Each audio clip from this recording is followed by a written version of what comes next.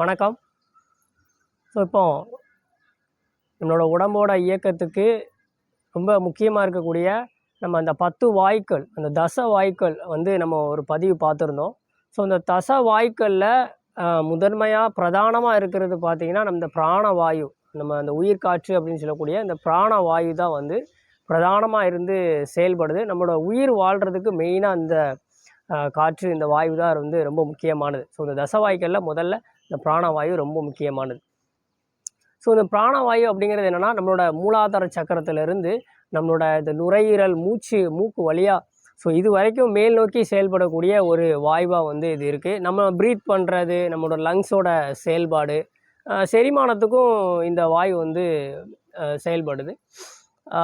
நம்மளோட உயிர் வாழ்கிறது, நம்மளோட ஆயுளை அதிகரிக்கிறது, ஆயுளோட குறைபாடு, இது எல்லாத்துக்கும் பார்த்திங்க அப்படின்னா இந்த பிராணவாயு தான் செயல்படுது. இது ரொம்ப முக்கியமானது. நம்மளோட இயக்கத்துக்கு, நம்ம பிறந்ததுலேருந்து நம்ம இறக்குற வரைக்கும் செயல்படக்கூடிய ஒரு முக்கியமான வாயு. ரத்தத்துலேயே நம்மளோட ஆக்சிஜனோட அளவை வச்சுக்கிறது இந்த பிராணவாயு தான். இந்த மற்ற வாயுக்கள் ஒவ்வொரு நேரங்களும் செயல்படும். இப்போ தச வாயுக்களில் மீதி 9 வாயுக்களும் பார்த்திங்கன்னா இருக்கும். ஒவ்வொரு செயல்பாடோட நேரங்களில் மட்டும் அது தன்னோட செயலை இது பண்ணிகிட்ருக்கும். பட் இந்த பிராணவாயு அப்படிங்கிறது அப்படி இல்லாமல் நம்மளோட 24 மணி நேரமும் நம்ம வாழ்நாள் முழுவதும் இந்த பிராணவாயு செயல்பாடு இருந்துகிட்டே இருக்கணும். இருந்தால் தான் நம்ம முதல்ல அந்த உயிர் வாழ முடியும்.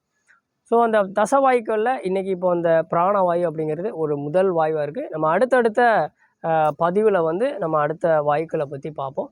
வேறு ஏதேனும் தகவலை கமெண்டில் சொல்லுங்கள். மேலும் பல தகவலுடன் நம்ம அடுத்த வீடியோவில் சந்திப்போம். நன்றி, வணக்கம்.